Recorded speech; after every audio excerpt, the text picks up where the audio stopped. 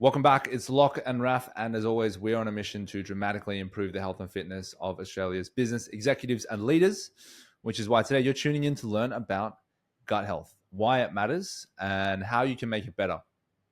And I think so I'll give you a quick overview and I'll share a little story with you why it's become so important as of recently, especially to me personally. But essentially, your gut, right, contains over 100 trillion microbiota, so little bacteria in there. So there's more bacteria in all the humans' guts in the world than there are grains of sand on Earth. Wow. So there is a lot of gut bacteria on this planet. And it's definitely at this point the most misunderstood part of the body. And if you speak to good evidence-based practitioners in nutrition and in the medical field with like longevity, all of them will say the same thing. Is like it's the most powerful area of the body we're yet to understand fully, just because we don't have the technology to map it. We don't have the science and the research going and the money going into it to fully understand it. But it is one of those areas when it goes wrong, it can absolutely throw everything else out the window. It can be the cause of so many different issues. So I'll share a recent story with you. I do my blood work regularly, do my body scans regularly. Some stuff showed up at the start of this year. So in May 2024, my doctor was concerned about some of the stuff that was happening with my gut health, the specialist that we use at Locker Room. And so he made a suggestion based off a few biomarkers in my blood work that I try cutting out red meat. And so I cut out very, very reluctantly, cut out red meat. And definitely have never been a person that's against red meat. I always think it's a great food, and it still is. It has loads of B vitamins and iron, great source of protein. That's delicious. Tastes amazing. Who doesn't love a steak restaurant? But he was concerned, and he thought that red meat may be the cause of this issue. So cut it out for 6 months, retested my blood work, and everything was off the charts better. Did I feel dramatically better? Not necessarily. Did my stool and my digestion improve? Absolutely.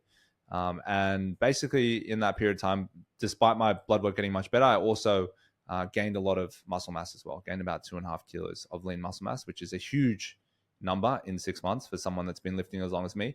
And the reason was because for whatever reason, genetically, maybe it didn't happen previously, but now some genes have started to act a little bit differently, which happens all the time. My body can't tolerate red meat anymore. And if you eat it, I was pretty much eating it 5 to 6 times a week. It was destroying my gut bacteria. And as a result of destroying the gut bacteria, I wasn't able to absorb all the other food in my diet properly. And with inflammation in my gut as well, that was just wreaking all sorts of downstream and upstream issues throughout my system. So that was like a pretty eye-opening example to me, how much better my health got from just fixing a few small things that were irritating my gut. And it's definitely not a reason to cut out red meat. Everyone's different, but that was just what worked for me.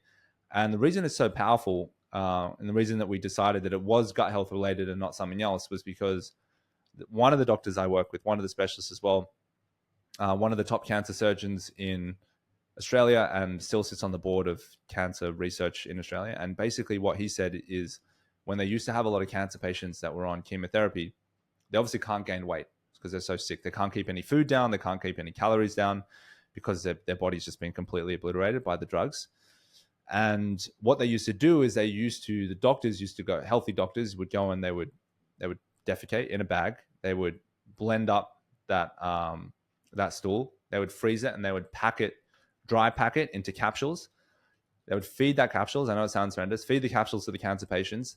That bacteria in the stool is loaded with healthy bacteria. It would repopulate their gut within weeks. All those cancer patients were able to eat food again, coming back to normal. All of them returned back to health pretty quickly. So that's how powerful the gut is, because obviously when it goes wrong, you just can't absorb your food properly. You get all sorts of issues. So yeah, no, people get all that stool testing now, which is legit. You can get stool testing. A lot of clients get it.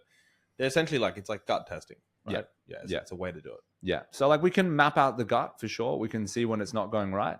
What the exact cause of the issue is, it's very hard to say. And so it's just a process of elimination. It's not an exact science. So here are a few things you can do to improve your gut health and make sure that your gut health is on par. The first is you want to have 8 to 10 grams of fiber per 1,000 calories. So that means if you eat 2,000 calories a day, you want around roughly 20 grams of fiber. And to give you an example, A medium-sized apple has 2 grams of fiber. A medium-sized banana has about 2.5 grams of fiber. I have a lot of bananas to eat. So when they say 5 servings of vegetables and fruit, it's actually quite a lot of fruit and vegetables. Like more dense forms. So give me an example. I can't do the math. So how many grams of fiber would like average guy, average girl? So if you ate it all from bananas and you were in a 2,000 calorie diet, yep. And you want to just your only fiber source was bananas, you'd need roughly about 10 bananas. 20 grams of fiber. Yeah, which is a lot of bananas. Obviously, no one's going to eat 10 bananas, but you'd have a banana and an apple. And then one of the best sources of fiber is grains, right? So cereals, breads, wraps, all that sorts of stuff. And then one of the things I do is I have all bran, which is like that fiber dense cereal. Yeah. I have a small bowl of that each day to keep my fiber up. I'm eating more closer towards 3,000 calories just because I'm a bigger human being. And also fiber supplements as well, like psyllium husk and Metamucil, those sorts of things as well, because it's a mix of soluble and insoluble fiber without getting too much into it. Fruits and vegetables every day and some like grains and some cereals, and you'll definitely hit your fiber intake. And a lot of people don't do that. And what is the most common form of cancer these days is colon cancer. And that is because people's gut health is not getting enough fiber, and it's not, you're not passing stool regularly on it. They say normal healthy stool is 2 to 3 times a day, 2 to 4 times a day. So even one is considered like not exactly optimal. Oh yeah. And I think almost no one eats enough fiber, in truth. Like it's like you're probably without making a purposeful effort. I mean, most people just eat whatever, because if you just go and eat a bunch of processed foods, you'll hit 2,000 calories so quickly, and you'll have very, very little fiber. Yeah, in your diet. Like typically, it's coming from just like generally not really meats, but most healthy foods people think about, right? Yeah, vegetables, fruits, some grains. Like that's where you're getting, beans. Yeah, that's where you're getting most of your fiber. Yeah, and I mean, people think like, I ate pretty healthy. I ate some eggs, I ate some chicken, I have a couple pieces of fruit, some vegetables, that sort of stuff. You're under. Your fiber intake is under. It's under. And even though obviously bread has fiber, it definitely does, but it's also a lot of calories. Yeah. So very quickly you'll be over your calorie amount and you won't have hit your fiber. My favorite one personally, so I can eat a lot of it, is like blueberries and raspberries. Tons and tons of fiber, very low in calories. So you can have like handfuls and handfuls, hit your fiber, and you haven't eaten that many calories. Yeah, so just a few things in here that we need to learn that are going to really improve basically your fiber intake. Now, that's all the stuff that's going to help, and you want to be doing those things. But some of the things that may be damaging it, obviously, I just shared my story with red meat, but there are more common things that make your gut really weak. So common intolerances: dairy, gluten, nuts, and seeds. So those, basically the only way to know if you're intolerant, you can take an intolerance test, but if you just want to do the at-home version, just how do you feel once you eat those foods? Do you get bloated? Does your stool change? Do you need to go to the bathroom straight away? Do you start farting a lot? All these sorts of symptoms. Do you get constipated? These are the sorts of things that are alarm bells that are destroying your gut health. And it's not to say that you can't eat those foods. You may just need to dramatically reduce the amount. I can still eat red meat. I probably need to have it like once a month now. So only on exception, if that. So that's one thing, the foods you're eating. And then there are other things that can happen during your life, certain events that can also destroy your gut health. That takes a long time to then rebuild your gut health after that. So one of them is food poisoning. If you ever get some kind of food poisoning in like a third world country or in a first world country, that absolutely ravishes your gut health. And there needs to be a period of time there where you are supplementing with a greens powder with probiotics, prebiotics to repopulate your gut health.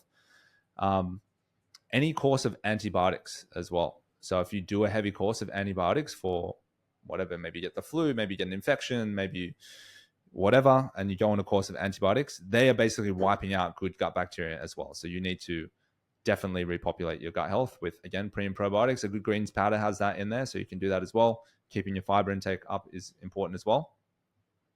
And then once you've kind of taken out those things that are really damaging your gut, it's also good to do blood work. And this blood work is not going to be from your GP. You need specialized blood work to check biomarkers from gut health. Honestly, I'm only aware of our protocols that check specifically for gut health. There are definitely more out there. I don't know. But it's not part of your standard checks. Definitely not part of your standard checks. But as we're saying, super important for your health. And sorry, the last thing I missed that really destroys your gut bacteria is alcohol as well. Alcohol is basically poison, right? And the more poison that you're putting through your gut, the more it's kind of destroying the good gut bacteria. So a lot of people that drink excessively do a lot of damage to their gut health as well. And then, last sort of thing. So the perfect combination here we go. is basically what you just did in Bali, right? Plenty of Well, alcohol. I didn't don't drink know. any I wasn't alcohol in there. Bali. Okay, but let's yeah, say if I most dr- people have alcohol. Most people when they go to Bali. And they Yeah. definitely get food poisoning. Yes. They do not touch fiber. No. They eat fried foods, they get food poisoning, and they sink bintains. All in one night. So basically, if you want to destroy your gut health, book an annual trip to Bali. And do not buy bottled water. Scull the water. Yeah. So that is the that's the royal flush of destroying your gut health. So yeah, there it is. So gut health is essential to your overall health, and it's never been more important than the experience. I've never put as much emphasis on it until the experience I had this year of taking myself from healthy to like fully optimized, and that just came through a gut health protocol. So I'd highly recommend that people that are experiencing any symptoms that I mentioned before look more into it and make the appropriate changes. It makes a huge difference. So as always, guys, thank you so much for tuning in. We hope you got a lot out of that, and we'll speak to you all on the next episode. Thank you for tuning in to today's episode. If you want to get the information in this episode and more, you can download the 30-day health optimization blueprint, which is all the tools and tactics that we use with our clients every day for 30 days. We'll deliver you an email in your inbox. Just head to lockerroomgym.com/blueprint to get the emails. That's lockerroomgym.com/blueprint.